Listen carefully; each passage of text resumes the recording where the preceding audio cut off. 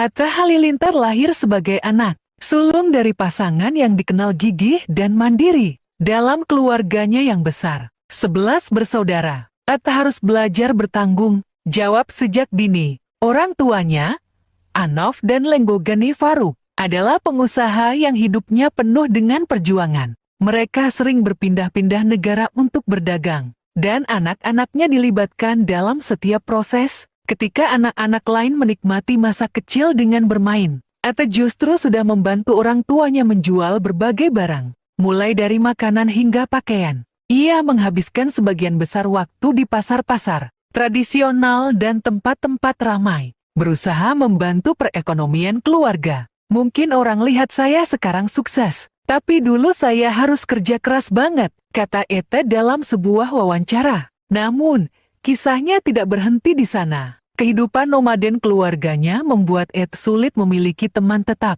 Ia belajar untuk mandiri dan mengandalkan dirinya sendiri. Di masa remaja, ia mulai tertarik dengan dunia bisnis kecil-kecilan. Dari menjual kartu perdana hingga membuka usaha kecil, Atta menunjukkan semangatnya sebagai seorang entrepreneur. Di usia 17 tahun, Atta mulai tertarik dengan dunia digital. Dengan modal seadanya, ia membeli kamera bekas untuk membuat video sederhana. Video-videonya saat itu masih jauh dari kata sempurna, tetapi ia terus belajar dan beradaptasi. Di tengah kesulitan, Atta seringkali merenung dan berdoa. Beberapa orang yang mengenalnya sejak kecil mengatakan bahwa Atta memiliki kebiasaan yang berbeda dari anak-anak lain. Ia suka menyendiri di malam hari dan menatap langit, seolah sedang berbicara dengan sesuatu yang tak terlihat. Dia memang selalu punya cara pandang yang berbeda, ujar salah satu teman kecilnya. Ketika kanal YouTube Atta mulai populer, banyak orang yang terkejut dengan kesuksesannya yang luar biasa. Dalam waktu singkat, ia meraih jutaan pelanggan dan penghasilan fantastis. Namun, tak semua orang percaya bahwa keberhasilannya hanya hasil kerja keras. Orang biasa nggak mungkin bisa sukses secepat itu. Pasti ada sesuatu yang lain, kata seorang haters yang dikenal aktif di media sosial. Awalnya, gosip ini dianggap angin lalu. Namun, ketika beberapa orang mulai menghubungkan kebiasaan Atta yang sering menyendiri dan tampaknya terlalu fokus, muncul spekulasi. Apakah Atta memiliki rahasia gelap? Di sisi lain, Atta tetap bungkam. Ia sibuk memproduksi konten dan menjalankan bisnisnya, seolah-olah tak peduli dengan kabar miring yang beredar. Dalam sebuah vlog yang diunggahnya beberapa tahun lalu, ada satu momen yang menjadi bahan pembicaraan netizen. Dalam video tersebut, Atta terlihat sedang berjalan di sebuah jalan kecil di kampung halaman ibunya. Di latar belakang, terlihat sekilas seorang pria tua berbaju hitam berdiri di kejauhan, menatap ke arah kamera. Walau mungkin hanya kebetulan, beberapa penggemar merasa bahwa pria itu adalah petanda. Siapa dia? Apa hubungannya dengan Atta? Komentar seorang netizen.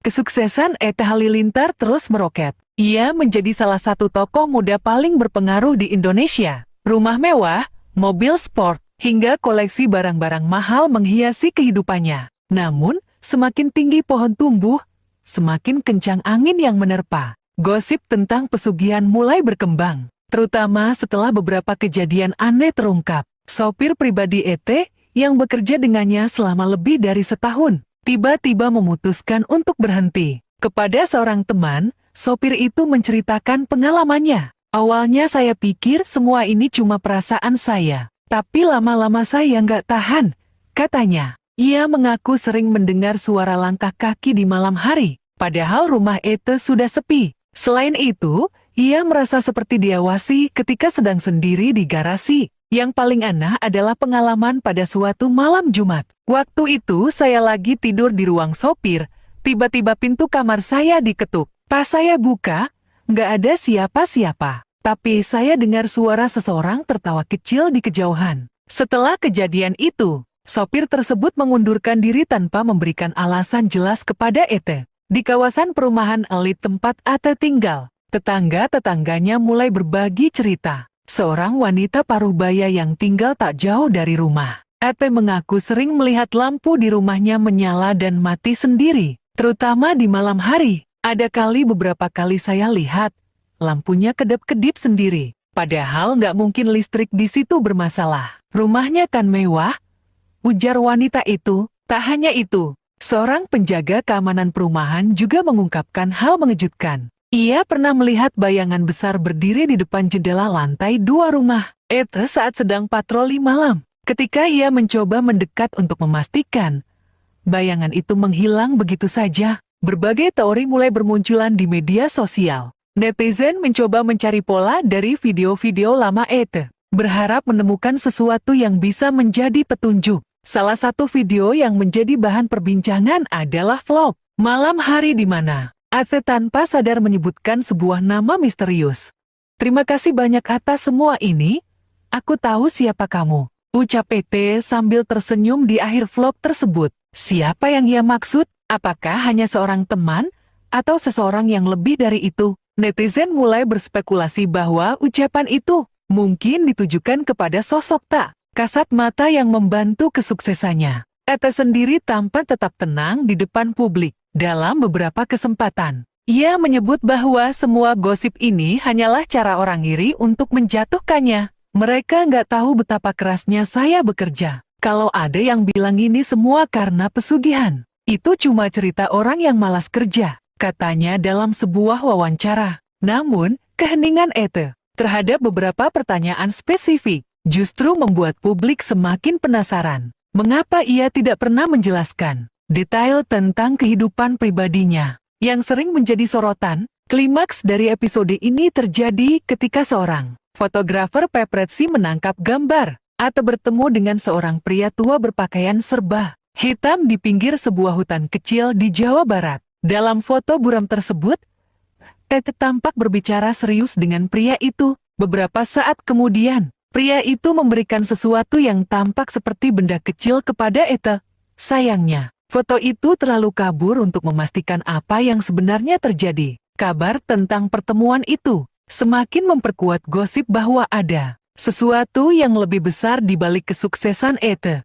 Kehidupan Ete Halilintar kembali diguncang ketika foto buram pertemuannya dengan seorang pria tua berpakaian serba hitam tersebar di media sosial. Foto itu diambil oleh seorang fotografer paparazzi yang mengaku tak sengaja menemukannya di sebuah hutan kecil di Jawa Barat. Spekulasi liar semakin berkembang dan masyarakat mulai mencari tahu siapa pria tua itu dan apa hubungannya dengan Ete. Menurut fotografer, pertemuan itu terjadi di sebuah tempat terpencil jauh dari hiruk-pikuk kota. Hutan tersebut dikenal oleh warga sekitar sebagai lokasi yang dianggap keramat. Banyak cerita tentang orang-orang yang datang ke sana untuk meminta berkah atau menyelesaikan masalah hidup. Saya sebenarnya lagi memotret pemandangan untuk keperluan pribadi. Tiba-tiba saya melihat sosok yang mirip Ete berjalan bersama pria tua itu, kata fotografer tersebut. Dalam foto yang diambil, Ete terlihat mengenakan pakaian kasual, tetapi wajahnya tampak serius. Ia berbicara dengan pria tua itu di bawah sebuah pohon besar, yang menurut warga setempat disebut sebagai pohon peminta, sebuah tempat di mana orang sering melakukan ritual. Warga sekitar mengklaim mengenal pria tua tersebut. Ia disebut sebagai Pak Wiryo, seorang dukun yang dikenal memiliki kemampuan spiritual tinggi. Pak Wiryo itu jarang sekali terlihat di kampung, kecuali kalau ada orang penting yang mau datang minta tolong, ujar seorang warga. Menurut cerita warga, Pak Wiryo sering membantu orang-orang yang ingin mempercepat kesuksesan mereka. Namun, ada konsekuensi yang harus dibayar. Biasanya berupa persembahan yang harus dilakukan secara rutin. Meskipun foto itu menjadi viral, tidak ada yang tahu apa yang sebenarnya dibicarakan oleh Ete dan Pak Wiryo.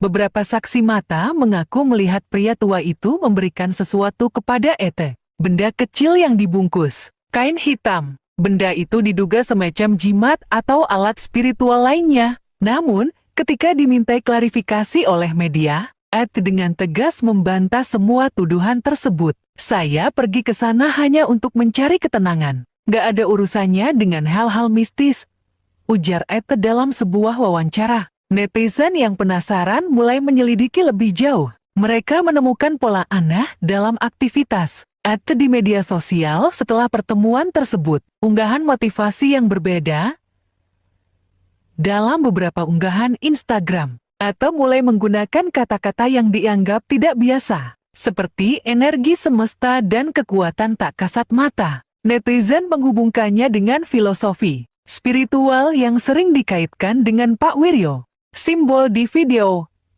Dalam salah satu vlognya, Ate tanpa sengaja merekam sebuah simbol Anna di atas meja kerjanya. Simbol itu menyerupai lingkaran dengan segitiga di tengahnya yang, menurut beberapa orang, adalah simbol mistis, perubahan aura.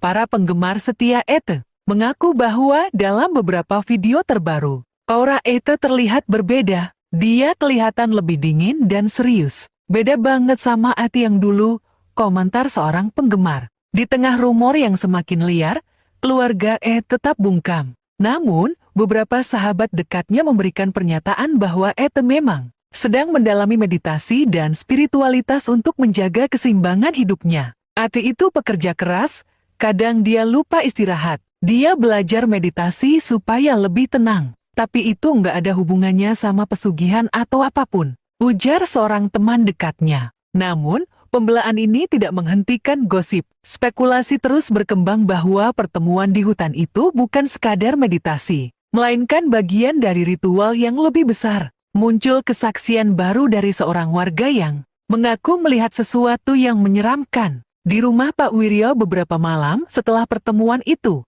Saya lihat ada bayangan besar melayang di depan rumahnya, lalu menghilang ke arah hutan, kata warga tersebut. Bayangan itu digambarkan sebagai sosok hitam tanpa wajah, yang sering dikaitkan dengan roh penjaga atau entitas yang terlibat dalam pesugihan. Apakah ini ada hubungannya dengan Ate? Rumah mewah Ate Halilintar, yang terletak di kawasan Alit, Jakarta, menjadi pusat perhatian setelah serangkaian kejadian aneh dilaporkan oleh beberapa orang yang pernah bekerja di sana. Gosip tentang pesugihan semakin memanas. Apalagi setelah cerita-cerita ini mulai tersebar di media sosial. Seorang pekerja rumah tangga yang bekerja di rumah Ate selama beberapa bulan mengaku sering mengalami pengalaman di luar nalar, terutama pada malam Jumat. Setiap malam Jumat, selalu ada suara ketukan di pintu kamar saya. Awalnya saya pikir itu angin atau suara biasa. Tapi setelah saya buka, nggak ada siapa-siapa, ujar pekerja tersebut. Hal lain yang membuatnya merinding adalah bau dupa yang tiba-tiba menyengat. Padahal tidak ada yang menyalakan dupa di rumah itu. Kadang, suara langkah kaki terdengar di lantai atas. Padahal Mas Ate sedang tidak di rumah. Tambahnya, puncaknya, ia pernah bermimpi didatangi sosok tinggi, besar berjubah hitam yang hanya dia menatapnya. Esok paginya, ia menemukan bercak-bercak tanah basah di lantai dekat kamarnya. Meskipun tidak ada hujan malam sebelumnya, tetangga Ate mulai mengeluhkan keanehan yang mereka rasakan, terutama tentang lampu di rumahnya. Lampu rumahnya sering menyala dan mati sendiri di malam hari. Awalnya saya pikir itu cuma masalah teknis, tapi kok bisa berulang-ulang, bahkan sampai dini hari, ujar seorang tetangga. Selain itu, salah satu teknisi yang pernah dipanggil untuk memperbaiki sistem elektronik di rumah Ate mengaku merasa tidak nyaman. Selama bekerja di sana, saya merasa seperti ada yang mengawasi saya. Suara-suara aneh seperti desisan terdengar dari arah ruangan yang kosong, kata teknisi tersebut. Seorang penjaga keamanan di perumahan tersebut memberikan pengakuan mengejutkan.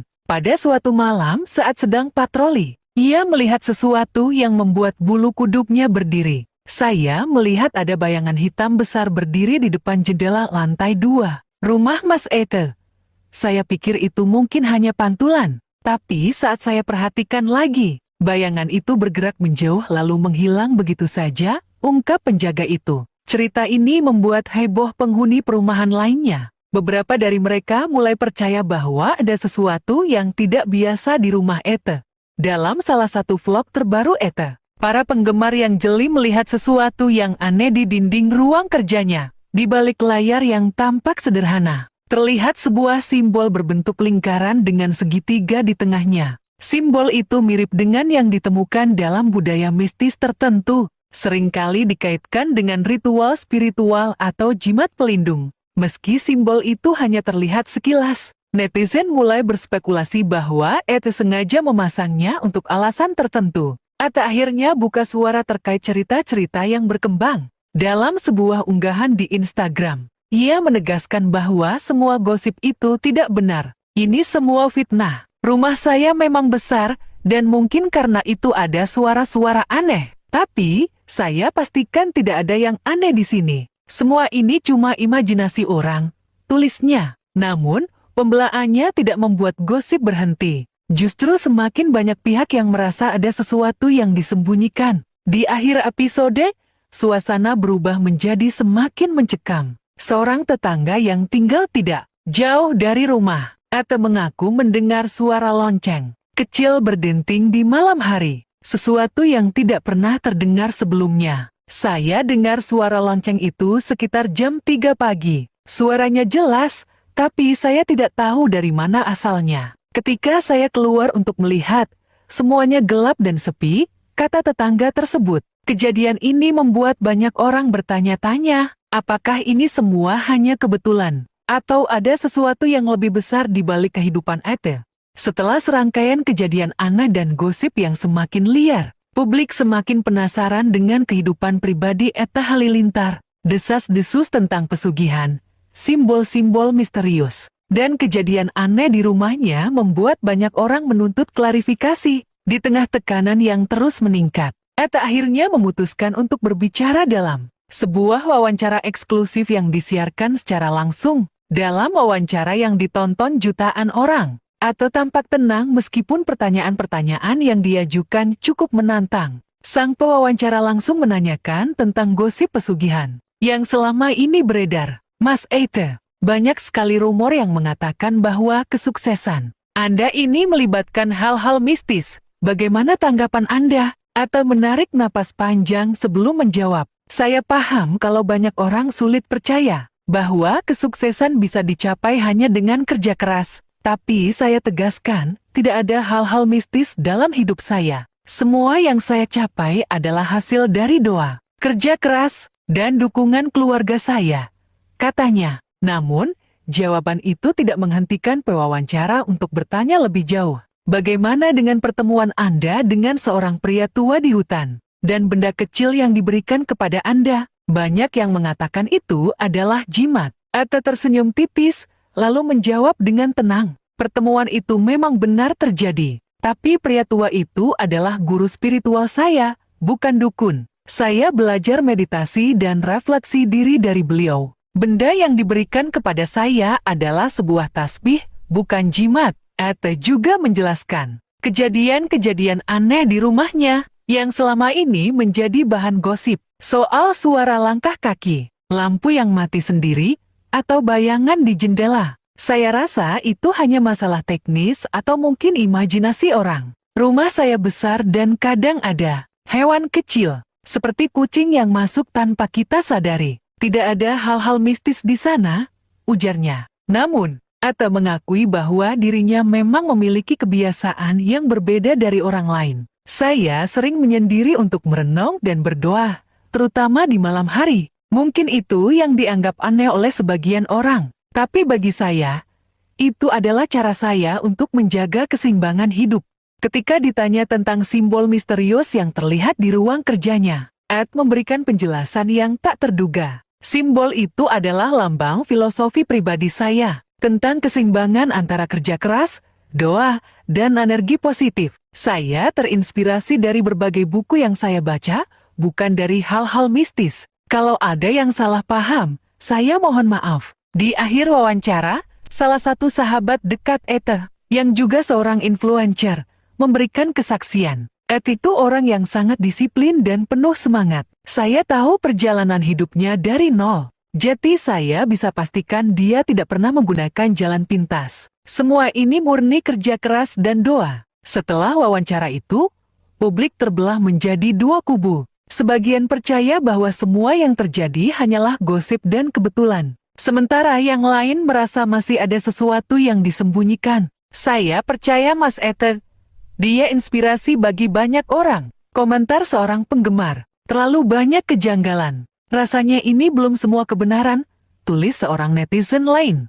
Setelah berbulan-bulan menjadi sorotan media dan masyarakat, Akhirnya muncul sebuah pengungkapan yang mengubah pandangan semua orang tentang gosip pesugihan yang melibatkan Etta Halilintar. Sebuah tim investigasi independen yang bekerja sama dengan atau memutuskan untuk mengungkap kebenaran di balik semua cerita mistis dan rumor yang beredar. Tim investigasi ini terdiri dari para jurnalis, teknisi, dan ahli supranatural. Mereka diizinkan oleh Etta untuk mengakses rumahnya, termasuk melakukan wawancara dengan para saksi dan meninjau tempat-tempat yang dianggap angker, lampu dan suara aneh. Teknisi menemukan bahwa sistem listrik di rumah Etta memang memiliki gangguan akibat instalasi yang kurang sempurna. Suara langkah kaki yang sering didengar ternyata berasal dari atap, di mana terdapat kawanan tikus yang membuat sarang bayangan di jendela. Setelah dilakukan simulasi, bayangan di jendela lantai 2 rumah Etta ternyata adalah pantulan dari pohon besar di halaman depan. Pada malam tertentu, cahaya lampu jalan menciptakan efek bayangan yang tampak seperti sosok manusia.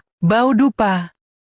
Melaporkan pekerja rumah tangga ternyata berasal dari kebiasaan tetangga sebelah yang rutin membakar dupa untuk ritual doa. Angin malam membawa aroma tersebut ke arah rumah Etta. Pertemuan di hutan. Tim berhasil menemui Pak Wiryo, pria tua yang disebut-sebut sebagai dukun. Dalam wawancara, Pak Wiryo mengaku bahwa dirinya adalah seorang guru meditasi yang sering membantu orang untuk menemukan ketenangan batin. Saya tidak pernah memberikan jimat atau benda mistis. Saya hanya memberikan tasbih untuk membantu Mas Etta lebih fokus dalam doa dan meditasi. Jelas Pak Wiryo. Dalam sesi wawancara, anggota keluarga Etta, termasuk orang tuanya, ikut memberikan penjelasan. Kami adalah keluarga yang percaya pada kerja keras dan doa. Tidak ada tempat untuk pesugihan dalam hidup kami. Semua yang kami capai adalah hasil dari usaha bersama. Tegas ayah Etta, Anov Halilintar. Tim manajemen mengklarifikasi bahwa simbol-simbol yang terlihat dalam video dan rumahnya hanyalah bagian dari desain interior dan inspirasi filosofis. Etta akhirnya memberikan pernyataan yang lebih mendalam dan menyentuh hati. Saya tahu gosip ini sangat besar, bahkan memengaruhi nama baik keluarga saya. Tapi saya tidak menyalahkan siapapun. Saya mengerti, kadang kesuksesan seseorang sulit dipahami oleh orang lain. Yang ingin saya tekankan adalah, saya tidak pernah mengambil jalan pintas. Hidup ini adalah perjalanan yang panjang. Dan saya bersyukur atas segala pengalaman yang membuat saya menjadi lebih kuat. Setelah semua fakta diungkapkan, jelas bahwa cerita tentang pesugihan hanyalah gosip dan interpretasi berlebihan dari berbagai kebetulan yang terjadi. Lampu mati, suara langkah, dan bayangan. Penjelasan logis dari gangguan teknis dan alam. Pertemuan dengan Pak Wiryo. Murni bimbingan spiritual tanpa unsur mistis. Simbol misterius. Filosofi pribadi yang salah dimengerti oleh publik. Cerita ini akhirnya menjadi pelajaran besar bagi semua pihak. Gosip dan informasi yang tidak berdasar bisa merusak nama baik seseorang dan menyebarkan ketakutan yang tidak perlu. Maka dari itulah kita harus pandai dan bijaksana dalam sebuah berita yang belum tahu kebenarannya. Selalu tebar kebaikan karena kebaikan itulah yang akan kita tuai. Atau menutup semua spekulasi dengan satu kalimat yang penuh makna. Jangan pernah berhenti percaya pada kekuatan doa dan kerja keras. Itulah satu-satunya jalan menuju kesuksesan sejati.